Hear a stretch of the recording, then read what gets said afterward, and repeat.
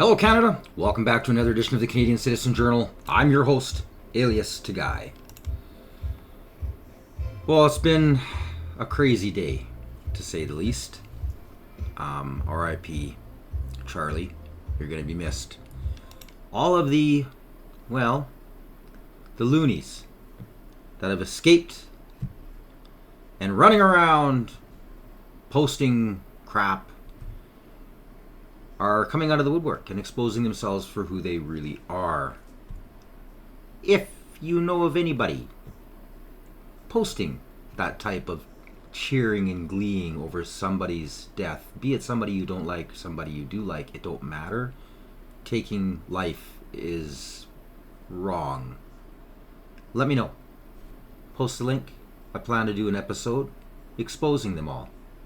And if we can get enough people to like, share, and subscribe and get their faces and names out there, they can suffer the consequences of their actions in a true democratic, peaceful style, like losing their jobs, being deplatformed.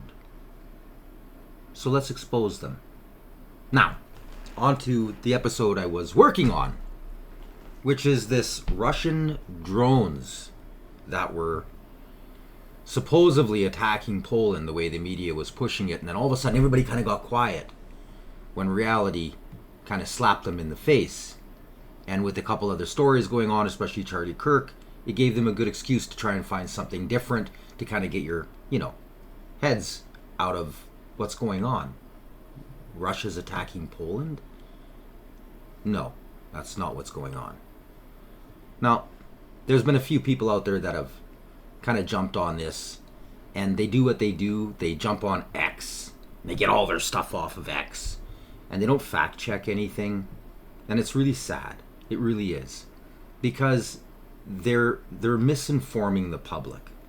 Now, I'm going to use one clip that's been used quite a bit. And this clip is 4 months ago. And it was a candidate who was running. Now, albeit he was right in doing what he did, too bad he lost. But people are saying that this is all going on now with this whole Putin, and it's not. It's not. This has nothing to do with the drones. Although this is a guy who's probably sitting in his chair going, this is why you should have elected me. So let's just show the fake news. Not that it's fake news, but they're using it to push a narrative for something they're completely out of their head. Like they're completely uneducated by throwing it down. And I just wanted to point it out because, like I said, it takes hours and hours and piles of research in order to put together these episodes, to do good journalism. All I want to do is post the truth. That's why I started this channel. So I'm going to just kind of debunk this so that if you're following anybody that's posting this, you can kind of go, oh. Anybody who uses nothing but X or only posts one actual video, chances are they're lazy. They're just trying to clickbait you into watching their stuff, and they're actually not doing any research, which means they shouldn't be talking about the subjects they're talking about. So let's get started on this. 4 months ago. Now I'm going to mute this just so that Presidential hopeful sets the EU flag on fire on camera. Grzegorz Braun is making headlines, sending a scorching message to Brussels. And he's not done yet. The stunt took place outside the historic Wujek coal mine in Katowice, a symbolic backdrop for Braun's war cry against what he calls Eurocratic tyranny. This is the emblem of the occupier. This is the emblem of the invader, the plunderer. Such colors represent their actions of the collaborators of Volksdeutsche Judenrat, and not the authorities of the independent republic, standing on the guard of the sovereignty, freedom of the Polish nation. Now, I'm showing you this clip instead of, well, there's lots of different clips that people are showing you, but this one I wanted you to see because he exposes the truth, the reality of what the EU is and how all of these politicians are owned. In fact, Canada elected the man who's involved with the destruction of democracy around the world for profit. And it came with some leaked papers and a map, which we're going to get to soon. Let's play a little bit more of this out for you. Flanked by allies from the Nationalist Confederation Party, Braun warned of an ideological occupation, accusing the European Union of imposing green mandates designed to cripple Polish industry and rewrite its national identity. Once on the political fringes, Braun's confrontational style and sharp anti-EU stance are now gaining traction, especially among younger voters disillusioned with mainstream parties and rising European federalism. Unlike other candidates focused on inflation or fuel prices, Braun barely touched on Poland's internal crises. For him, the battlefield is ideological, and the enemy wears a blue flag with yellow stars.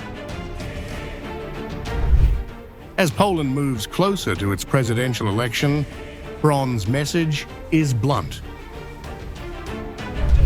And here, in front of our eyes, for our lives, someone, symbolized by this burned flag, decided over our heads that we should not have access to this black gold, to this treasure, thanks to which we have lived reasonably well for hundreds of years. His critics call it theatrics, his supporters call it patriotism. But as the EU watches nervously, Grzegorz Braun's flame is far from burning out.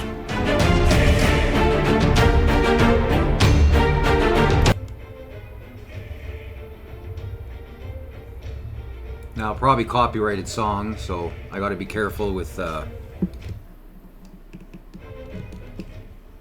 Sorry, I have to mute it. That's pretty much enough, anyways.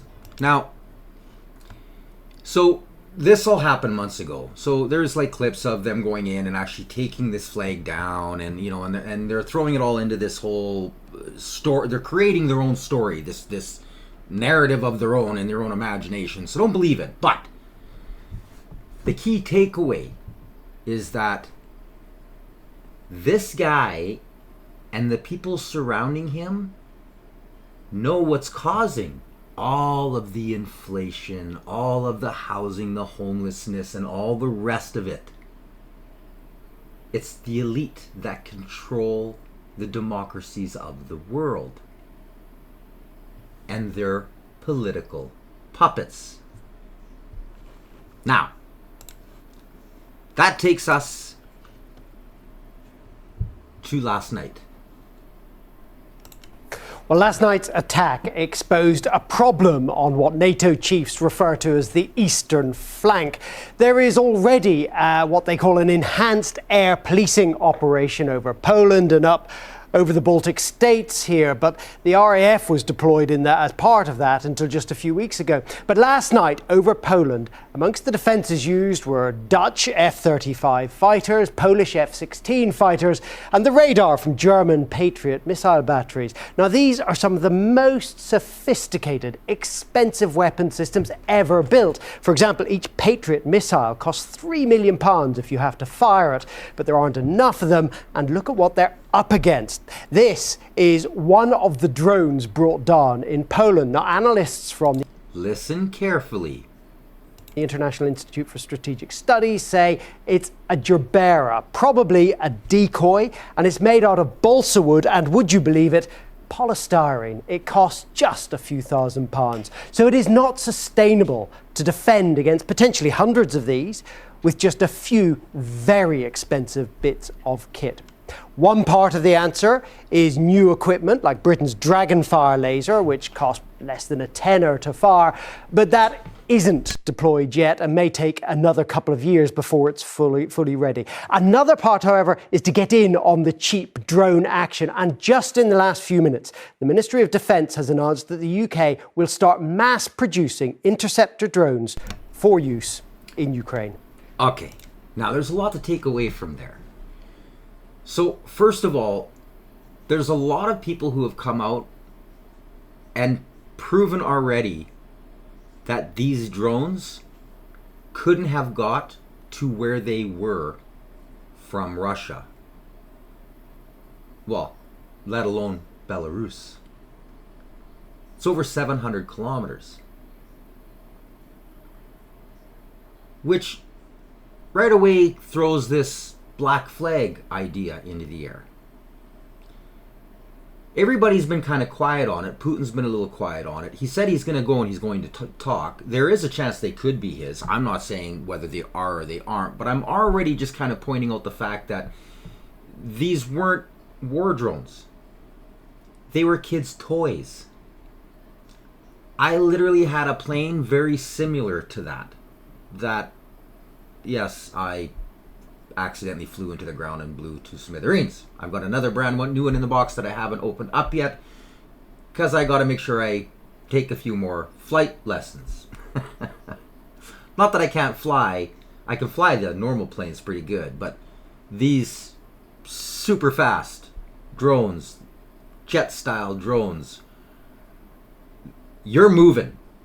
So without proper radar equipment in order to kind of track them GPS wise, visually they're out of your sight in seconds. So there's that to think about. Now, you've got back when I bought mine, which was over a decade ago, I think I got mine on sale for $99. That's back before the fascist Canada days, the post-national state, when our dollar actually, was worth $1, not the peso it is today. And of course, with all the inflation and everything else, I can just imagine what they're worth. But mine was still built out of better quality than that piece of crap.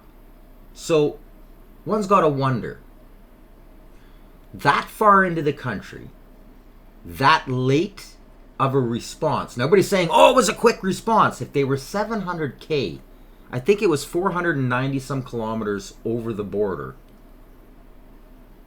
something's not right. Now, of course, conspiracy theorists are up 240-0 against the rest of the world in the last 5 to 8 years with everything that's been proven to be right. And I have to think back and go, there's a lot of oddities with this story.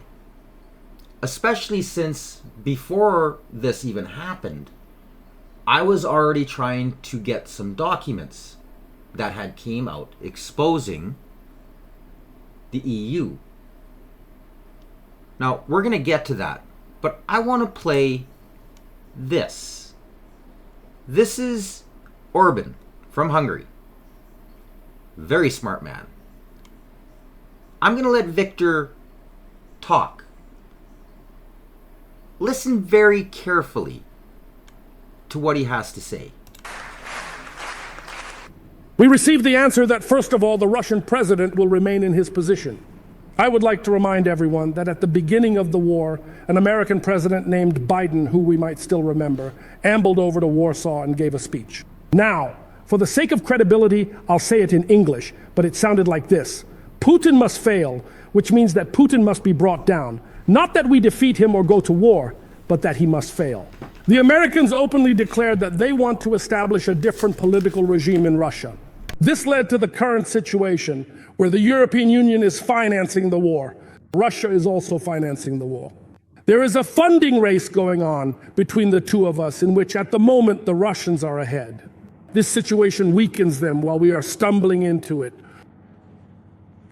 Ukraine is being divided up. The question was, what will happen to Ukraine? We talked about this a year ago. Today, if we look at the developments and understand with a cool head what is happening there, we have to say that Ukraine is being divided up right now. Before the war, Ukraine's situation was very clear. It existed as a buffer state in which the Russians had 50% influence and the West had the other 50%. There were occasional debates about this. One government would come, another would go, but no one questioned the fact that Ukraine was a territory situated between the West and Russia, a buffer state, and everyone felt safe as long as the Russians and the West each had roughly 50% influence. This was the situation up until the war. As a result of the war, this balance was disrupted.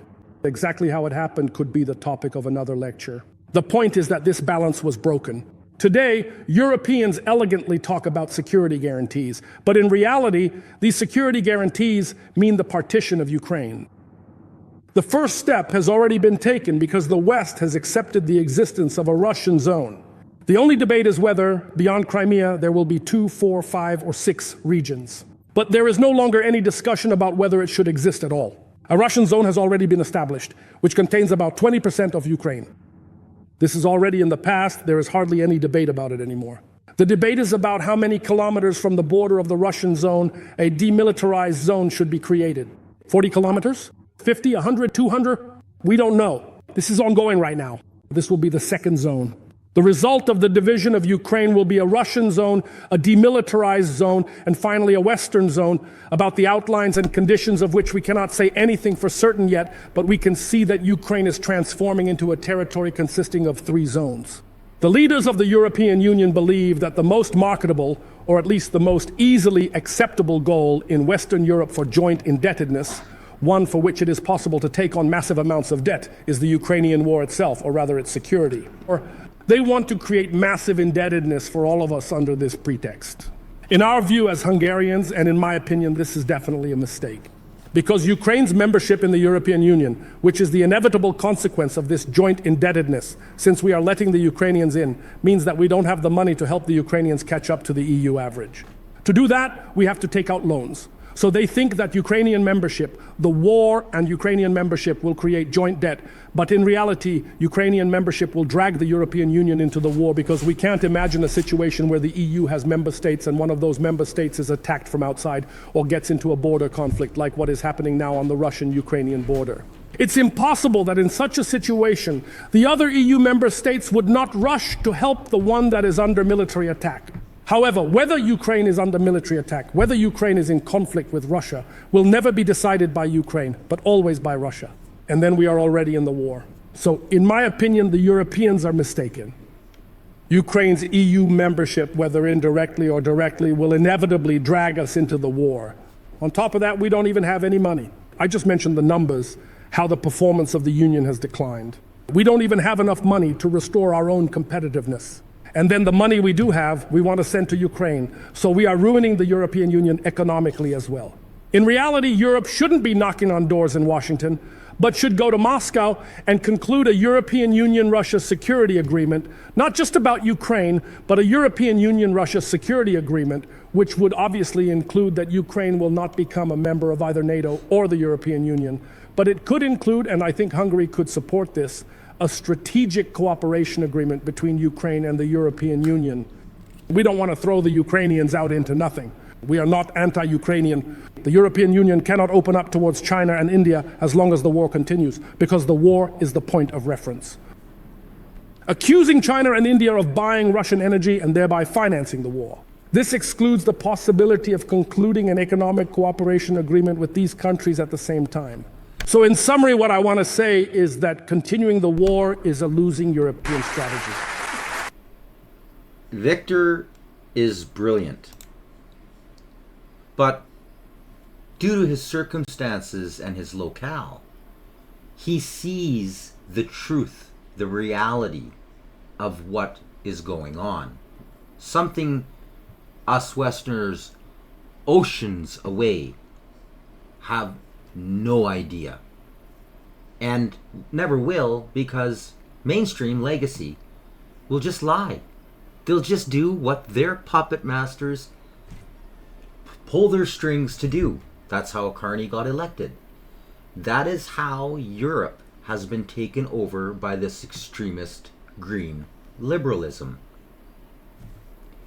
He pointed out a few very key factors with what he was saying. The fact that, not getting into the actual cause of the war, there was a lot more to it, and I urge you, if you've never seen it, watch Ukraine on Fire. If you want to know the truth of what's going on in Ukraine, that's the documentary to watch. I will post a link below. And as always, I post the links to everything I use except documents that can be used to dox people or expose the people whom send me information. That I can't do. But everything else, I do the homework. I watch all of this in its entirety. It takes me hours upon hours and tons of reading and fact checking, because a lot of times this certain people will say things that are right, but they'll also say things to push their narrative. And I'm here, so sorry for just the truth, just the facts. That's why I'm here. You make up your own mind. I'm just showing you all the evidence needed in its totality in order for a person to make an educated choice. Now, divvying up Ukraine. He already sees this coming. He knows the EU is broke. He also knows the EU is owned. They're owned. Just like Canada is owned. The United States is owned.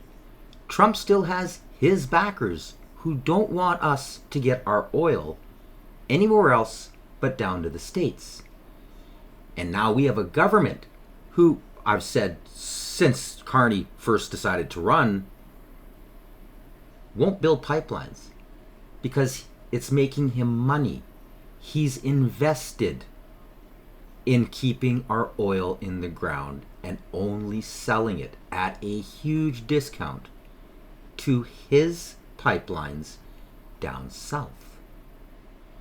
These conglomerates are trying to take over everything.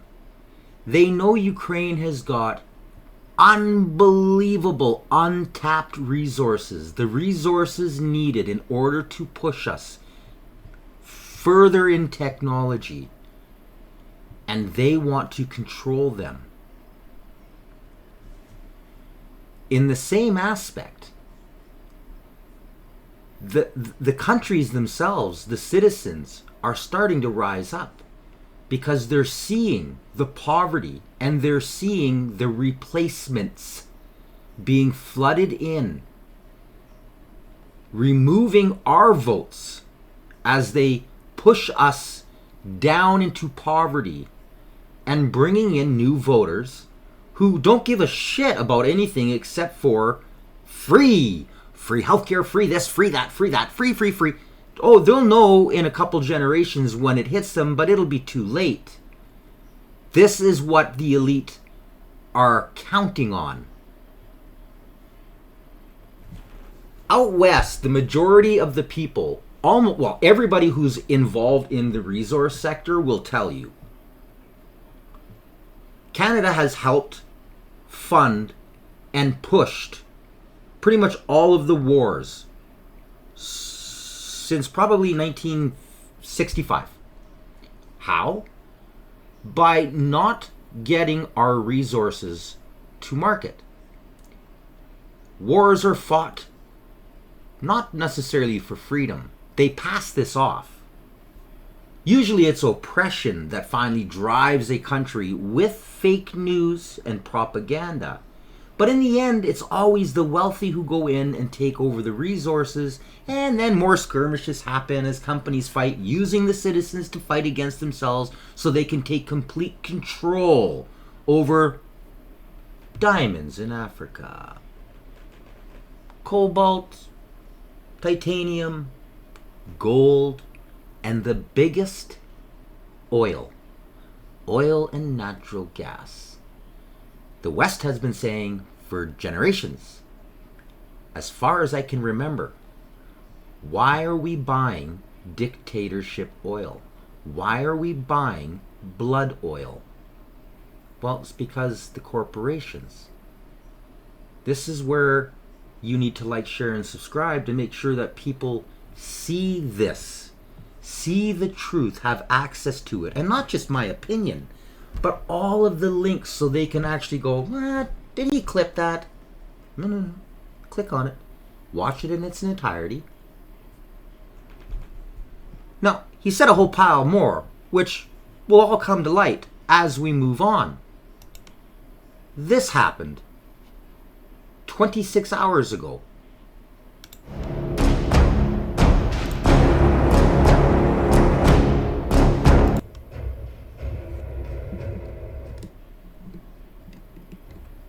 Ukraine struck Sochi, trying to assassinate President Putin.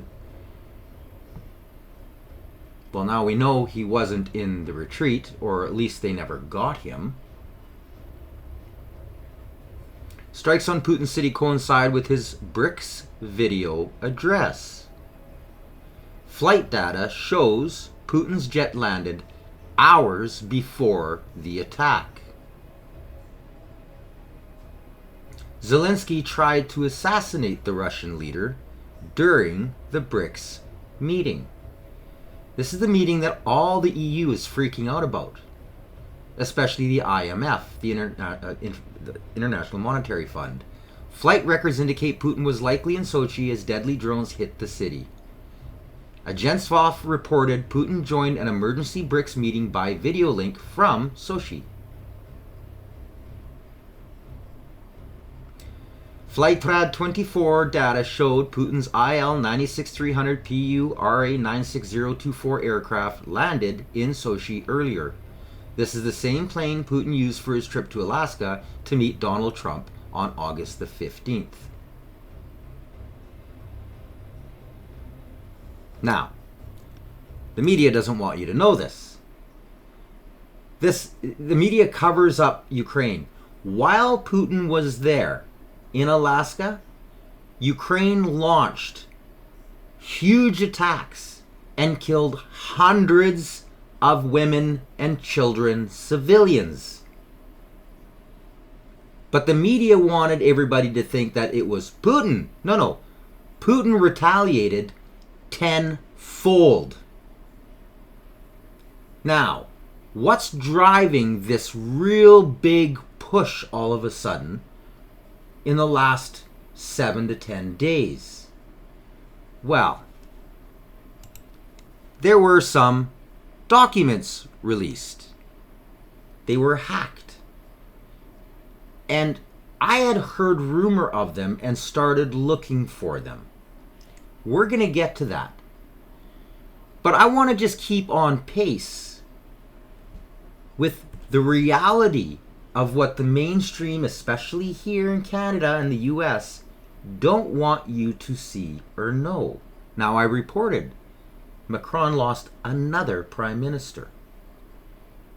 But were you aware that Macron has mentioned the same thing as our prime minister, and it's caused an uproar? This was 2 days ago. Today, we have 26 countries that have formally committed themselves to deploying troops as a reassurance force in Ukraine. We are not defending the interests of France by going to get killed in Ukraine. We must leave the European Union and leave NATO. It is the only real, true break necessary to prevent war and move towards peace. France is facing a deep divide over Ukraine, while President Emmanuel Macron pushes ahead with plans that could send French troops as part of NATO's post-war security force. Hundreds marched in Paris, led by Florian Philippot of the Patriots Party, Thousands. waving French flags and banners hundreds. reading "Stop NATO's warmongers," "Macron out," EU, NATO, deep state, and Frexit. Their message was blunt. We're not defending France, but the European oligarchy. Anger is building against what protesters see as Macron's attempt to drag France into a war it does not want. Well, I don't see what French interest we're defending in Ukraine. We're shooting ourselves in the foot. No, we'll defend the interests of the European oligarchy, the personal interests of Macron and von der Leyen. We must ensure that there are no French troops in Ukraine. That's the #1 objective. The demonstrations come just days after Macron hosted the so-called Coalition of the Willing Summit in Paris. Now, those words, and I brought this up over and over. I study propaganda and I am a history nut. Now, it may not be the exact wording, the Coalition of the Willing, but it has a perfect fascist ring that was used in 2 previous world wars. On September 4th, attended by Ukrainian President Volodymyr Zelensky. Indeed, today we have 26 countries that have formally committed themselves to deploying troops as a reassurance force in Ukraine. This force does not aim to wage war against Russia, but to guarantee peace and provide very clear strategic signaling. Macron insisted the mission would only be launched after a ceasefire, stressing it would act as a stabilizing presence and not a frontline combat force. Zelensky hailed the Paris summit as a breakthrough moment, calling the international pledges a vital step in Ukraine's fight for survival. Evil, the axis of This evil. meeting is needed. This is not a matter of a desire. This is a matter of necessity. I think that today, for the first time in a long time, this is the first such serious concrete step. But Philippot and his supporters reject Macron's framing. They warn that deploying French soldiers risks making them targets, exposing the country to war with Russia. Putin warned that if there are French troops there, they will be prime targets. There is a danger of going to war, and I believe the French would not understand why we should fight a war that has nothing to do with us. The opposition leader went further, accusing Macron of betraying France by defending the interests of Brussels elites rather than the French people. Macron has betrayed France all his life, even before he became president of the Republic, by already selling Alstom. We must leave the European Union and leave NATO. It is the only real, true break necessary to prevent war and move towards peace. Free France for peace goes together. Free France and peace. There is no other solution. On the streets, protesters echoed Philippot's calls, framing the conflict not as France's fight, but NATO's. It is. This is the elite using citizens, pitting us against each other. Fear, hate, and division, people. And then you stir in chaos. And you have the power to move, well, entire countries to fight needless wars for somebody else's profit. It's starting now, and the funds are flowing. So it's this is immediate. We know the immediate needs, and we, as a partner of Ukraine, are working directly, for example, in joint production, which you just referenced, but then more broadly buying in drones from other sources, and also following the Danish model, the pre-financing model, for production here in Ukraine. With respect to security guarantees, I think we all recognize that the core of the security guarantee, the front line, the foundation, is robust Ukrainian armed forces. And it's crucial in those regards that the military equipment today and tomorrow is here, the industrial capacity is here. It's crucial that the training capacity is there as well. And I'd note that since Russia's illegal seizure of Crimea, Operation Unifier, which Canada put in place has trained over 45,000 Ukrainian troops. This will become even more important going forward.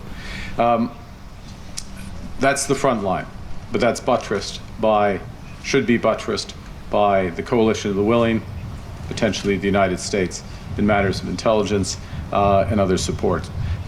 We are working through with our allies in the coalition of the willing and with Ukraine the modalities of those security guarantees on the land, in the air, and the sea, and I would not exclude the presence of troops. And the sea, and I would not exclude the presence of troops. Yeah. We need a cessation of hostility. Do you see?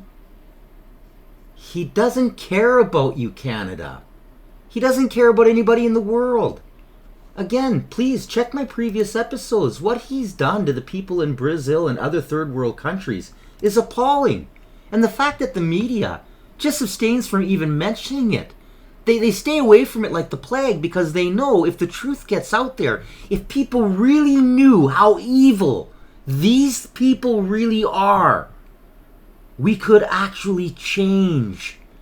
We could be great, peaceful, wealthy, happy, and actually help the world.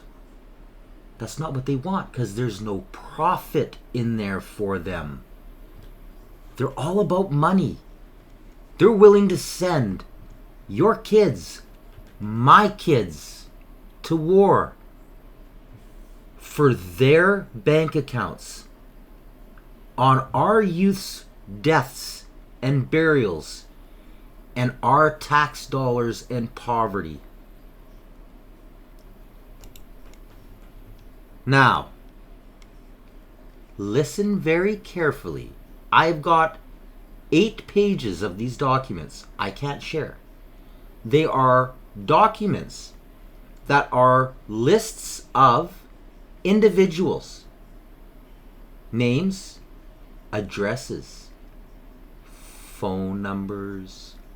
I actually did a pile of research and found every single one is real, which makes me think that all of these documents are real.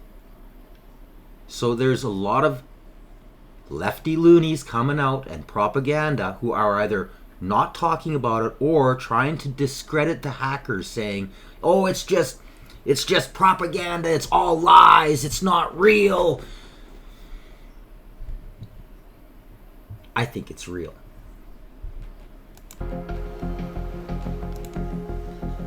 So we're going to be a cache of documents allegedly obtained by Russian hacker collective. European countries have developed a plan to occupy Ukrainian territory with the aim of seizing mineral deposits, logistics, and access to the sea.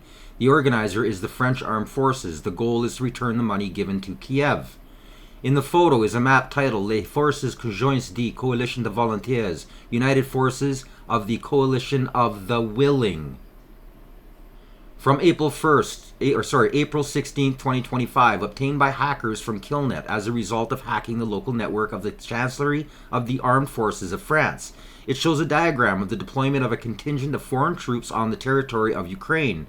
In the corner is the name of the person in charge. This is the Chief of the General Staff of the Armed Forces of France, General Thierry Bricard. He has left his post in July 2025.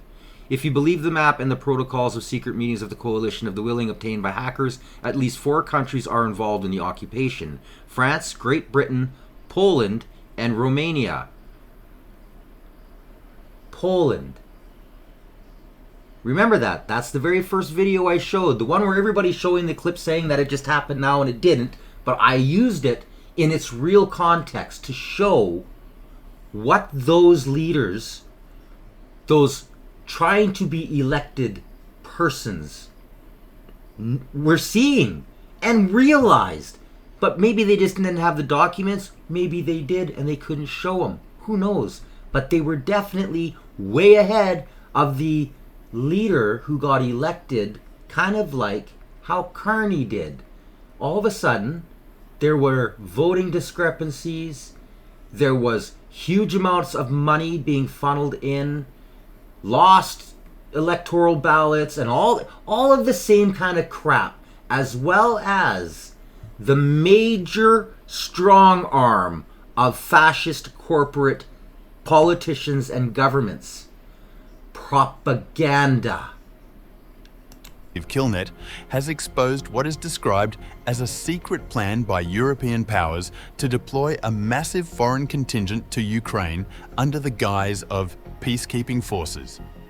The aim, according to the leaks, is not only to Paris plans to take over the mineral resources, their exploration, development, and sales. These are the Zhytomyr, Kharkiv, and Sumy regions. Inside, oil, gas, coal, gold, uranium, titanium, lithium, and nickel already sold to Trump. London, all logistic hubs to control transportation and pumping. Bucharest and Warsaw receive territories, everything that borders Poland and Hungary, plus the Odessa region and access to the sea. A contingent of the Coalition of the Willing, about 50,000 soldiers, will be brought into Ukraine to occupy the territories. It is noted that the operation will be coordinated with the authorities of Nezalezhenia and is officially presented to the public as the introduction of peacekeeping forces within the framework of security guarantees. The organizers also plan to obtain permission for all of this from Russia, the coalition of those squeezing. Secure Kyiv, but also to gain access to Ukraine's vast mineral resources, logistics hubs, and maritime routes. The leaked map and French role. The centerpiece of the leak is a map dated... I reached out to a few computer nerds, and yeah, they actually don't mind it when I call them computer nerds, about these documents and why this would have been done in a paper form. They gave a pile of reasons from, well, first of all, more than likely they didn't want to put it in a digital format, so they were literally keeping it as a JPEG or some other type of a picture file. That way they could keep it away from it ever being legitimatized, as well as the hackers themselves trying to hide them who they are. They would not want to release it in any which way that there could be a digital footprint back to them. Of all of the discussions I had, there were the pros of using the actual map favored both sides, the coalition of the willing and the hackers who obtained this, in order to protect them from it coming out. There was very little reason for it to have not been. So another for those out there trying to say, oh wow, why would they use a map? There's reasons, and more of it falls under the scrutiny of the coalition of the willing doing it, to try to make sure that this, if this ever came out, they could try and say, well, there's no proof. Look at it. Why would we have a map? Why would that be? And it also, within those documents, from what I have read, and I still have been trying to reach out and get all of these documents, it looks like a lot of it was done with the old school, what we would call microfilm. They were digital pictures of pictures. So they took pictures in a way to try to hide any cookie trail, any digital footprint that could track these to their sources.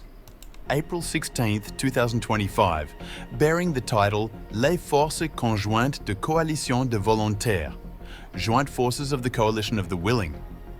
The files were reportedly extracted from the local network of the French Ministry of Armed Forces during a cyber attack. The name of the official in charge appears in the corner of the map, General Thierry Burkhardt, former Chief of the French General Staff, who stepped down in July 2025. The documents outline a multinational deployment of approximately 50,000 troops from NATO and EU member states to Ukraine. These forces would be presented to the public as a peacekeeping mission under security guarantees. But the protocols of the secret meetings allegedly reveal ambitions of territorial control and economic exploitation. Division of spoils. If the leaked protocols are accurate, at least 4 nations, France, the United Kingdom, Poland and Romania, had negotiated a division of Ukrainian assets. France targeted mineral-rich regions of Zhytomyr, Kharkiv and Sumy. The plan involved exploration and extraction of oil, gas, coal, gold, uranium, titanium, lithium and nickel. The leaks even claim some of these resources had already been promised to US President Donald Trump. United Kingdom assigned control of major logistics hubs to oversee transport corridors and pumping stations. Poland and Romania designated swaths of territory bordering Poland and Hungary, plus the strategic Odessa region to secure access to the Black Sea. Bargain with Russia. Perhaps the most striking element of the alleged plan is a geopolitical concession. The coalition, the files claim, was prepared to recognize Crimea as Russian and cede the entire Donetsk and Luhansk People's Republics, along with parts of Kherson and Zaporizhzhia regions, to Moscow. In exchange, Russia would grant permission for the peacekeeping contingent to be stationed in Ukraine, ensuring both a measure of legitimacy and the security of Kyiv's remaining forces. Military deployment plans. The documents indicate that the 50,000-strong multinational force would be distributed across Ukrainian territory in small formations known as Forward Operating Sites, FOS. Key bases were marked in Kyiv, Sumy and Dnipropetrovsk. Additional provisions included deployment of an elite Romanian armed forces unit to the front lines, establishment of an aviation patrol squadron for maritime reconnaissance over the Black Sea, creation of a headquarters near Kyiv to direct coalition operations, negotiations for the placement of army aviation, air defense systems, anti-aircraft missile complexes, and ground forces to reinforce the contingent. Official silence and doubts. The French Defense Ministry has not confirmed or denied the authenticity of the leaks. NATO has likewise remained silent. The allegations, if true, would mark an unprecedented escalation in Western military involvement in Ukraine, blurring the line between peacekeeping and occupation. For now, the files remain unverified, but the detailed maps, protocols and breakdowns of resource distribution raise serious questions about the nature of Western plans for Ukraine and the role of economic interests in shaping military strategy.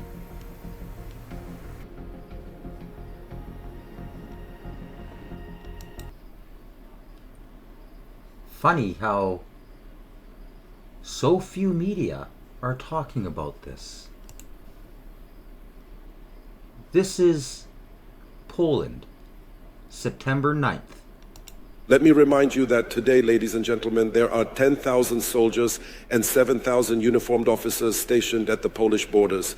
This demonstrates the role of the border guard, and it also shows the immense pressure we are under today as countries that are part of a hybrid war. Therefore, I do not intend to give my consent for Polish soldiers to be deployed to Ukraine. At the same time, I want to make it clear, and I say this in all my conversations with partners, just to be clear, I said it in Lithuania, I said it in Italy, I said it in the United States. I am repeating it here in Finland as well. Of course, both the coalition of the willing and the entire free world can count on Poland. We have shown that we are ready to help, and this will not change in the coming months or years until lasting peace is achieved. However, from my perspective, the participation of the Polish army in Ukraine is out of the question. There is no such need. I also spoke with President Zelensky and asked him about the clear, unequivocal declarations from Western European countries regarding the participation of their troops in Ukraine. And as far as I know, there are also no clear declarations from Western countries about what kind of military component could be sent to Ukraine. And I think, as I regularly repeat, that in this regard, Western countries have priority in sending their contingents before Poland, before the Baltic states, before Finland, and before the Nordic countries. But of course, this is an individual decision for each head of state. As for Prime Minister Donald Tusk, I agree with the President that for the United States, regardless of who is the head of the Polish government or who is the Polish president, Poland will always be, I truly believe, a very important partner for the United States. However, as I have also said publicly, Prime Minister Donald Tusk should not speak about the President of the United States in this manner. In doing so, he insulted the American people because that's how Americans view their president.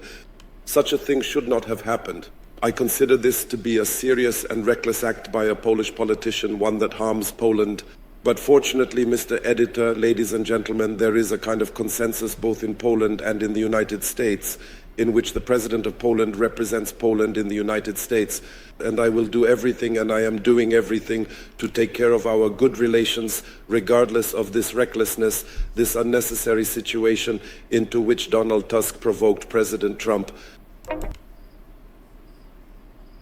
Interesting. Why would he say that? Does it have something to do with the fact of those leaked documents?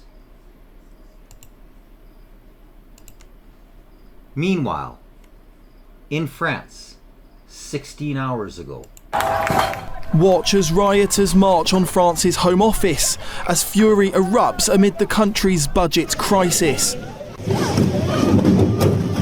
Police struggled to maintain order as students attacked outnumbered officers.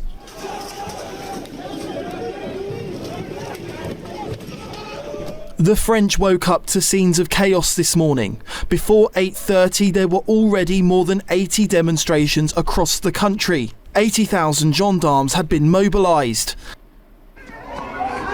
Police were using tear gas against rioters during the school run outside a nursery in Paris, where children and their parents can be seen running in fear. One mum told French media her daughter had been traumatised by the scenes as the kids sought refuge inside the nursery. The call to action has been dubbed bloquons tout, block everything. Protesters have attempted to close off routes into and out of Paris, setting bins on fire and attacking police. In Rennes, Western France, a bus was set alight on the city's ring road. France faces an acute financial crisis as its budget deficit remains more than 6% of gross domestic product. The national debt is heading towards 120% of annual GDP as borrowing costs surge. Sound familiar? But the country has no effective government to pull back the spending. The Prime Minister was forced out of office yesterday after losing a confidence vote surrounding his budget. He'd planned to drop 2 bank holidays and cut spending by around £40 billion, feeding into today's action. Opposition parties were uncompromising in Parliament as they put a definitive end to Bayrou's short premiership. The left-wing Jean-Luc Mélenchon had called for today's agitation and his party were clear. They want power. Mr. Prime Minister, you have not lived up to your promise. We have received nothing but carelessness, delaying tactics, false promises and outright betrayals. We regret that we do not have confidence in you. By voting against the vote of confidence today, the Socialists are taking responsibility for affirming that they are ready, alongside the Left and the Greens, to govern and to seek, in unison, political stability and fiscal, social and territorial justice. Our choices are not yours, but those of the French people. Not targeting labour, but capital. Not public holidays, but heirs. Not trickle-down taxes, but redistribution. Not small businesses, but multinationals. Not recession, but recovery. The far left is the primary political danger for the French Republic. France unbowed with Jean-Luc Mélenchon is the primary political danger for our republic. And with the deputies of the Republican right, we will be the first barrier to this threat. We will never accept a government that includes deputies from France unbowed. We will never accept the implementation of the new Popular Front's disastrous programme here. And this obviously applies to a socialist government that advocates or supports this programme. All opposition parties are calling on Emmanuel Macron to resign, saying the country can't move forward until the president goes. Him heeding this, however, seems unlikely. They've been trying to remove this man for years. These different socialist groups have tried everything, like they have done in Italy, like they have done in Sweden, like they have done in countless democracies. They have joined forces. Sound familiar, NDP, liberals? In order to remain in power, to hide what is really going on. As far as I'm concerned, I believe in democracy. Democracy consists of people voting for a given mandate. The mandate, which has been given to me by the French people and by no one else, is a mandate that will be carried out through to the end of its term in accordance with the commitment I made to the French people, even with all due respect to those who have been defeated several times in these same elections. Look at that pompous ass. Does he remind you of someone? Our previous governor? And even more so, our new Trump Prime Minister named Carnage Carney? Marine Le Pen, who leads the National Rally, France's largest single party, said when it comes to the mess in which her country finds itself, her hands are clean. De M. Mélenchon à M. Wauquiez, en passant par M. Bayrou et tous les autres, ils ont tous... Mr. Mélenchon and all the others at one point or another over the last few years has had power or has supported those in power. So the budget situation causing the crocodile tears is their own responsibility. Especially since, again, they all agreed at the last elections to support each other's candidates over ours. We are the only ones to bear no responsibility for this. None. Nous sommes les seuls à n'avoir aucune responsabilité là-dedans. Aucune. Helen Roux told GB News the French are angry on all sides. At the origin of it, there is an anger among the French population. Some former, you said about the Gilets jaunes, some former Gilets jaunes wanted to take part of it, but the movement has been recuperated by violent people, and it's not right now a good demonstration of the French anger that actually remains. But the problem is that now the movement is absolutely violent, and it's gotten out of hand. Now, there's much more to this than the debt, as I showed you. They don't want to go fight in Ukraine because this is the divisions. There are those who know they're not fighting for France. They're fighting for the oligarchs. They want no part of it. Then there's those who see the debt and all of the funding and the money, the scams to the Green New Deals that all of these countries have taken on and forced upon the people. With companies going bankrupt left and right, not having to pay back loans, all put on the backs of the taxpayers. Then you have the immigration, people who are choked and pissed about the immigration, flooding them out, taking their jobs, lowering the standards and the wages. Sound familiar? It's the exact same thing as what's happening in Canada, because we're all ruled by the same oligarchs, except we, not us, not my viewers, but those Canadians out there, elbows up, clapping seals, don't know and voted the general, the elite of the elite as our prime minister, the grand Putin Put, the Canadian Trump into power. He don't care about you. The Liberals don't care about you. The NDP don't care about you. All they care about is power and money. That's all they care about. Kyle Duggan from the Canadian Press. What exactly is Canada's position? You said we stand with Poland, we stand with Ukraine, but what will you be bringing to the table when these discussions about Article 4, maybe Article 5 take place? What are we pressing for here? What is our strong, clear position? Okay, let's take a step back to recognize that Canada, as a founding member of NATO, is therefore a signatory to the NATO treaty. That's why your government refused to pay. And everybody, I get these people that go on and they go, Harper didn't pay. Harper is the one that agreed to the 2% there, people that want to argue. And he was trying to slowly increment up to that level. That was the goal. You can't say it's Harper's fault. That's what Le Pen is trying to point out. None of this can be blamed on her party. None of this can be blamed on Harper. None of this can be blamed on any of the conservatives in the last 10 years, 15 years, or 30 years. This is all created by the Liberal NDP, the leftist green ideologues, the insane fascists. And what that means, obviously, is that Article 5 applies, which is an attack against one is an attack against all.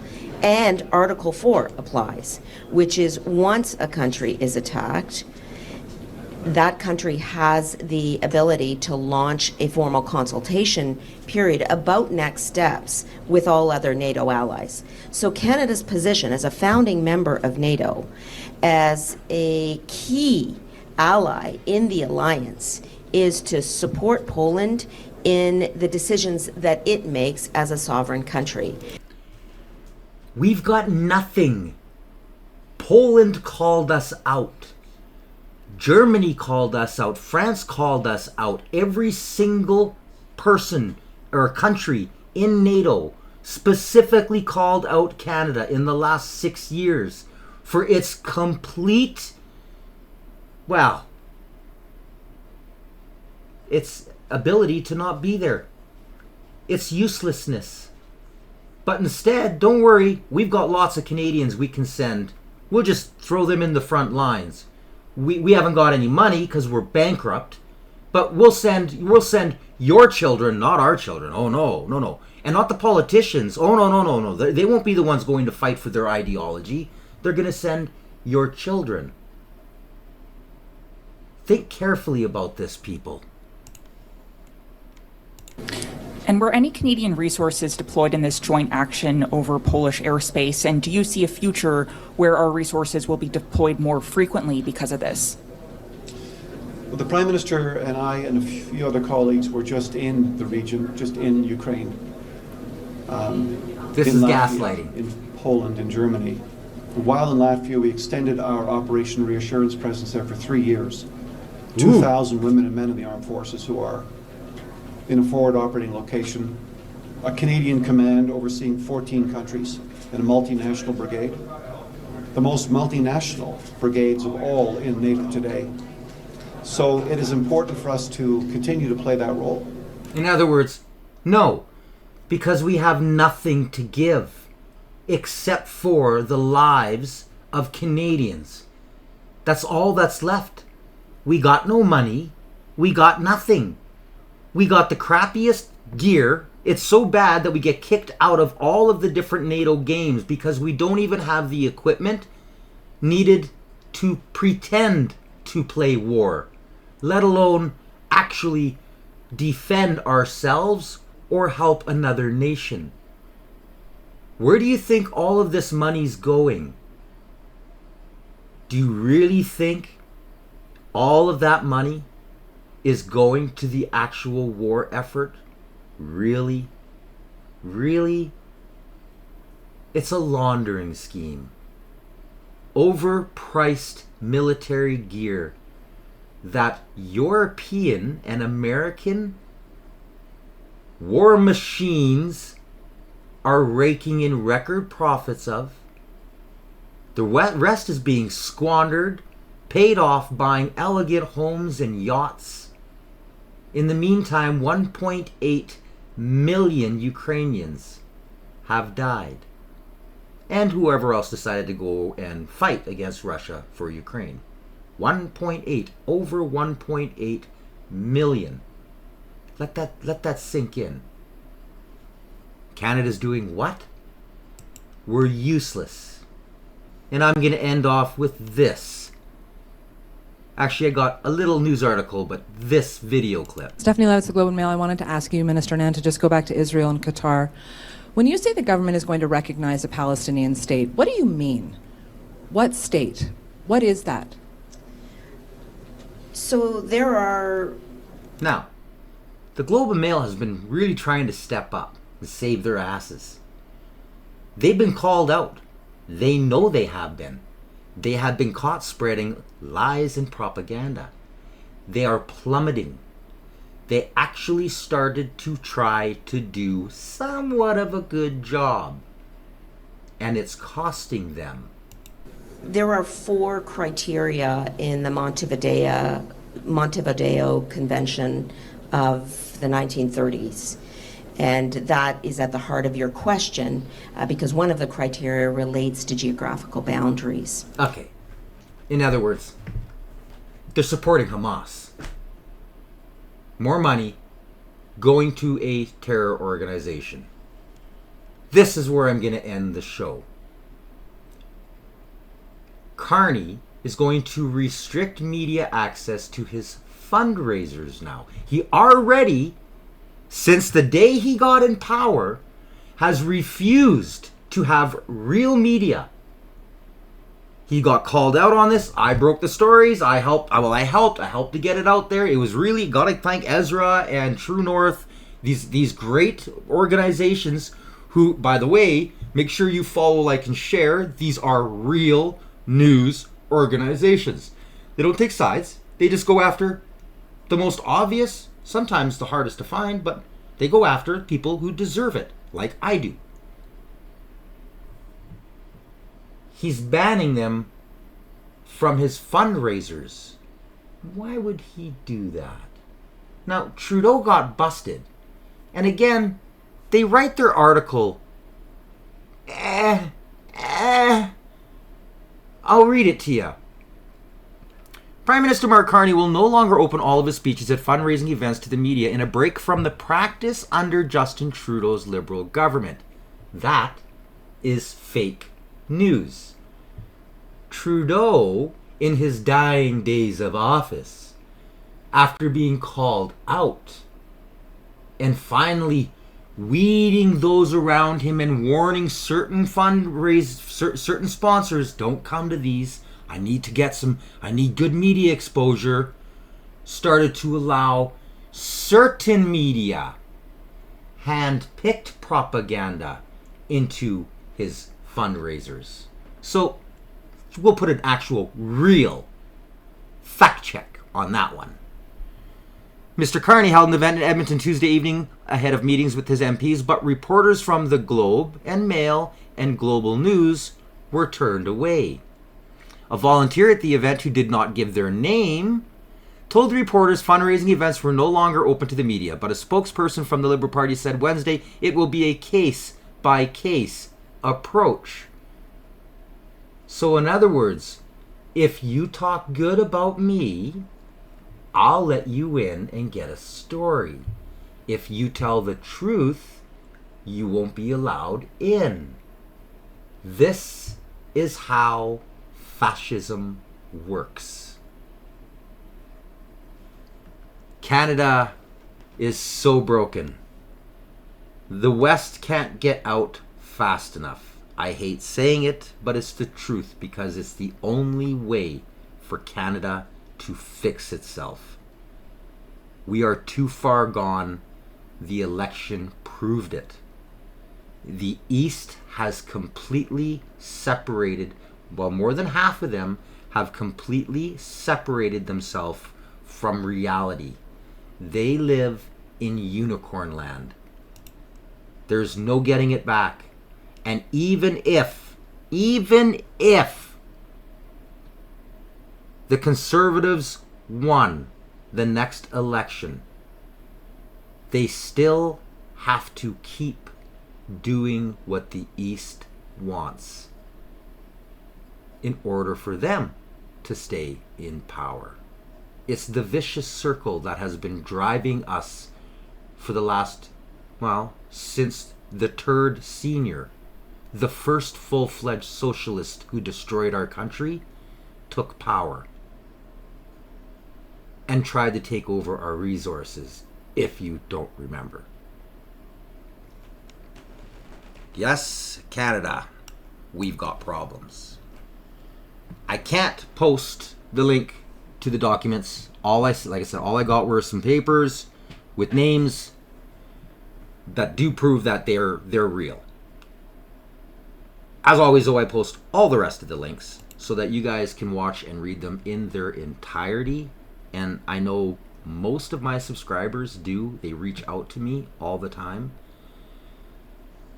I will be doing a full episode once I get enough names and faces of people who are completely extremist fascists and are laughing about and cheering about the unbelievable assassination of Charlie Kirk. We need to bring them to social justice, to democratic justice, not violence. Let's expose them. Let's give them the light they are trying to seek, and force those who hired them to either do something or be exposed for not acting in Canada's best interest. Until next time, you've been watching the Canadian Citizen Journal. Please make sure you like, share, and subscribe. If you are, punch the notification bell so you don't miss any future episodes. I'm Elias the Guy. Stay informed.